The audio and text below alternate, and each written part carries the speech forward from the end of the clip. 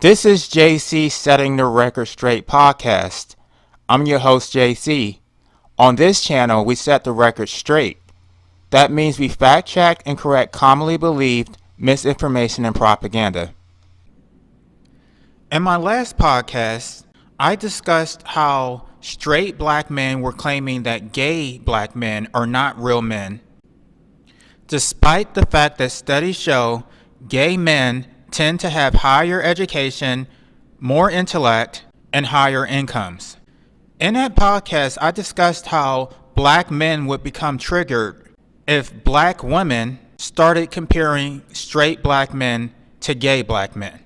Just as I expected, a black man became triggered and started talking about the STI transmission rates and the mental health problems among those in the gay community. This proved my point. Black men are triggered when they are compared to gays. This is why I'm telling black women to do it. I pointed out that gay men are products of straight men. Straight black men are the ones who created us. The extent to which we're defective is the extent to which they're defective. Gay black men are the direct products of straight black men's dysfunction. Black men already know this, which is why they take it so personally when their sons become gay. They already know that having a gay son is a direct reflection on them. When black men anathemize the behavior of gay black men, they are really anathemizing themselves. I'm going to explain how the licentious behavior of the gay community is caused by homophobia and a black man's failure to provide a healthy family structure. I have a newsletter from the American Psychological Association. It's called Discrimination and Homophobia Fuel the HIV Epidemic in Gay and Bisexual Men. I'm going to post the link in the description. The newsletter focuses on the social conditions which place gay men at a higher risk for contracting HIV. The social conditions being discrimination and homophobia are exacerbated for men of color who are gay and bisexual. It says that exposure to and experiences of homophobia have been implicated in substance abuse, risky sexual behaviors, negative body image, suicide attempts, increased stress, and limited social support among gay and bisexual men. Moreover, experiences with homophobia have been shown to interfere with the ability of gay and bisexual men to establish and maintain long-term same-sex relationships which protect against HIV acquisition. It continues by saying that unlike marginalized groups who grow up with people like themselves and who receive the support of their families, gay and bisexual youth frequently have more complicated and abusive family dynamics. A seminal study showed the powerful effects of homophobia perpetuated by family members. These researchers compared lesbians, gays, and bisexual young adults who were rejected by those who were supported by their families. Rejected lesbian, gay, and bisexual youth were 8.4 times more likely to have tried to commit suicide, 5.9 times more likely to report high levels of depression, 3.4 times more likely to use illicit drugs, and 3.4 times more likely to have risky sex. So I'm going to put this into a real-world context. Gay youth are not socialized the way that straight youth are socialized. Straight youth have the benefit of dating while in middle school and high school. They learn how to interact with partners. They have the support of their friends and family to guide them through their relationships. The gay community doesn't have this at all. The gay community has absolutely no support. We live vicariously through our female friends. The result is that many gay youth are preyed upon by older men. Given that black fathers tend to be homophobic, gay youth cannot turn to their fathers for protection or guidance. In my case, my father told me repeatedly that if I became gay, he was going to disown me. So I already knew that I couldn't turn to him. I had to keep everything hidden. Now, it's starting to change, but many gay men experience arrested development. They're not engaging in any romantic encounters until they're well into their 20s. Now, I've already talked about how I was a late bloomer. I didn't lose my virginity until I was almost 25. And that was partly due to the fact that I was in the military. But even at 25 or almost 25, I didn't know what I was doing. I wasn't socialized the way that straight people are socialized. So yes, I started out wanting to be in a relationship, but homophobia prevented that from happening.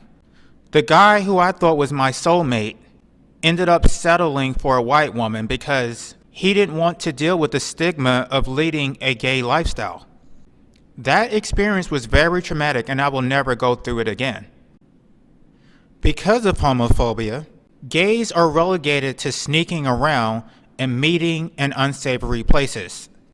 Unless you live in a gay neighborhood, gays don't have the luxury of just meeting people at the grocery store. To a large extent, gays are relegated to meeting other gays at bathhouses, adult video stores, and the like. These are the only places where gays can be themselves and be left alone. The fact that gays have been bullied into dark corners makes gays more prone to risky behavior. Moreover, because gays have to sneak around so much, gays are prevented from developing long-term relationships.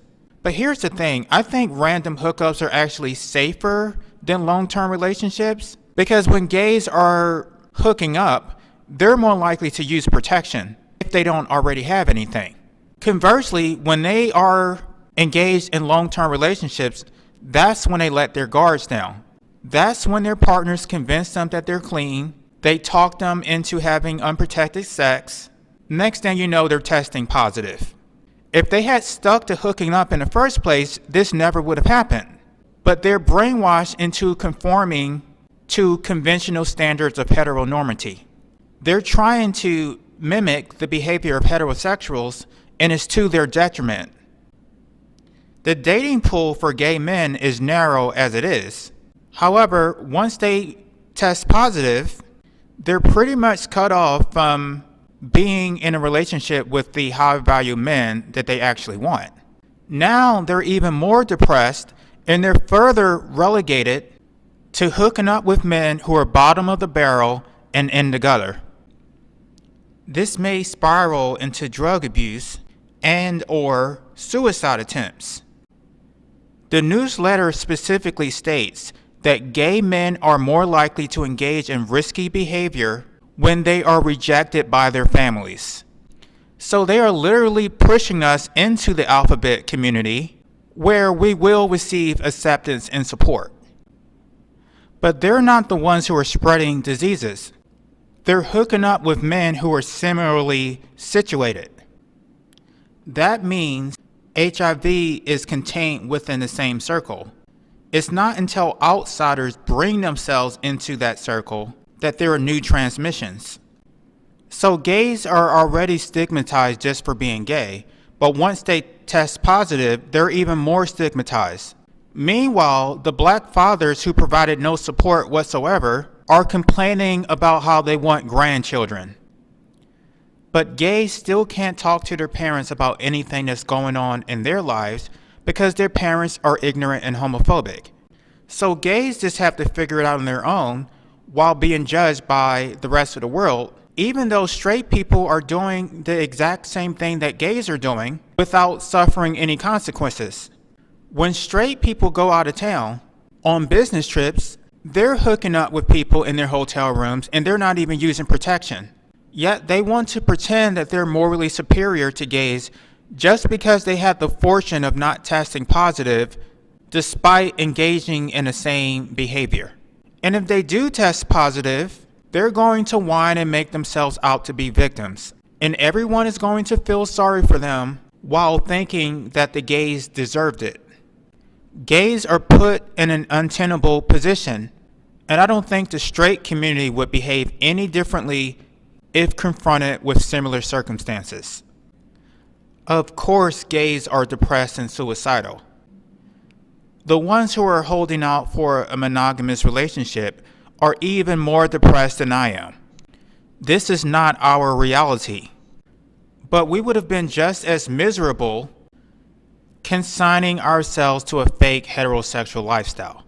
There is no winning in this situation. If hooking up with guys is the one thing that's going to keep us from blowing our brains out to escape the hellhole that we were put in, then we're entitled to it. For many of us, those hookups are the only thing motivating us to get up and go to work every day. Those hookups provide us with motivation to fight the system. You don't get to breed us into hell and then take away the one thing that makes life tolerable. Nor do you get to scapegoat us for your failures as fathers. Based on your toxic positivity, you didn't even consider the possibility of having a gay son. You thought everything was going to be rosy and perfect. Now we're paying for your ignorance. We didn't put ourselves in this system. You did. At least we're not spreading our misery by pumping more children into the system. Our misery is going to die with us. Thanks for your support. Be sure to like, comment, and subscribe. Also, don't forget to hit the notification bell so that you will know when I upload new content.